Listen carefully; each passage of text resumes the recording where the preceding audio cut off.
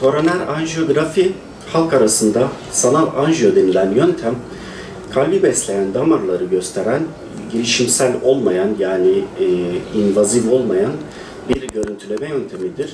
Bu yöntemle kalp damar tıkanıklığı olup olmadığı tespit edilmektedir.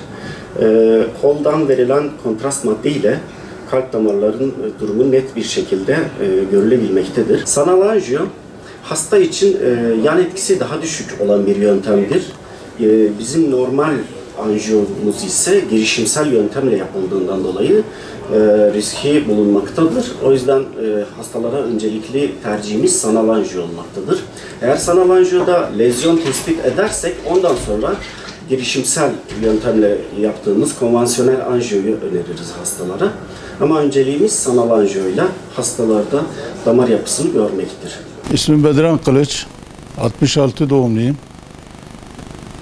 Mardin Kızıltepe, Eymir köyündeyim. İyiydi, rahattı, memnunuz, güzeldi. Sonuçlara bir bakalım. Çok teşekkür ediyoruz bu hastanemize. Böyle bir cihazın buraya gelmesi bizim için çok iyi oldu.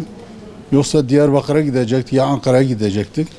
Zaten bana dedi Ankara'ya gidin, gitmedim. Sonra buraya Mardin'de işte bu cihaz gelmiş. Onun için buraya başvurduk. Burada olduk. Çok memnunuz. Allah razı olsun bizim Sağlık Bakanlığımıza kim ilgilenmişse herkese teşekkür ediyoruz.